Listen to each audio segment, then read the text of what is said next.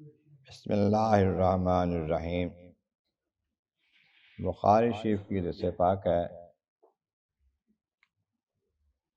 ابو عبداللہ خباب بن عرط رضی اللہ تعالی عنہ بیان کرتے ہیں،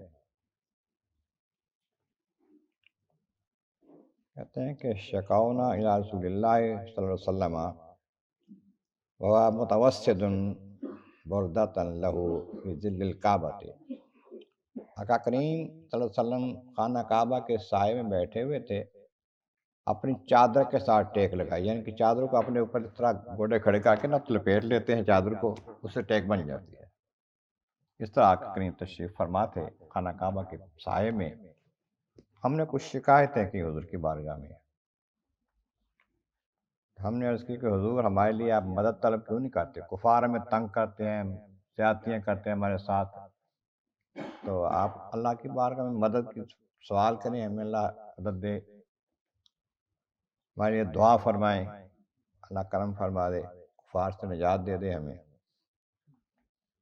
آقا علیہ السلام فرمایا تم سے پہلے ایسے معاملات ہوتے تھے کہ کسی شخص لایا جاتا، پکڑ کے لاتے مسلمان کو، اس کے لیے زمین میں گڑھا کھودتے، اس میں اس کو دباتے آدھا اس کو، پھر اس کے اوپر آرا لا کے اس کو سر پھرا کے چیر دیتے اس کو۔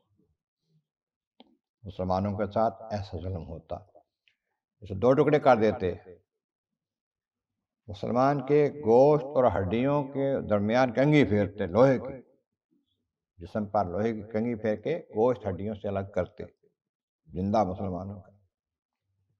لیکن یہ باتیں بھی ان کو دین سے نہیں ہٹا سکتی تھی۔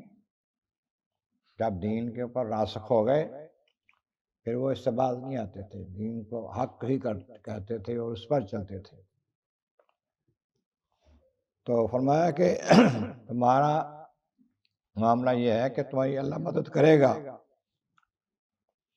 یہاں تک کہ ایک شخص صنعاء سے لے کر حضرت موت تک ایک دور فاصلہ ہے، وہاں تک جائے گا، اسے صرف اللہ کا خوف ہوگا، کسی کا ڈر نہیں رہے گا، یا پھر بھیڑیے کا خوف ہوگا کہ جانور آپ کو درمیان میں کوئی نقصان پہنچائے، جو لوگوں کا ڈر ہے نا اب تمہیں، یہ ختم ہو جائے گا سارا۔ امام بخاری نے حدیث پاک میں آپ نے کیا ہے۔ تو مانا یہ ہے کہ کبھی تکلیف آ جائے دین سے نہیں ہٹ جانا، ایسی بات نہیں کہنی کہ دین سے تو میں نکال دے۔ بعض لوگ سختی تنگی آئے تو اللہ تعالیٰ کی متعلق ایسی بات کہتے ہیں جو ناجائز ہوتی ہے۔ اللہ تعالیٰ کو نہ کسی کی ضرورت ہے، نہ وہ کسی کے ساتھ زیادتی کرتا ہے۔ اللہ تعالیٰ کی بارگاہ میں مولا ہمیں حق پر رہنے کی اور عمل کرنے کی توفیق عطا فرمائے۔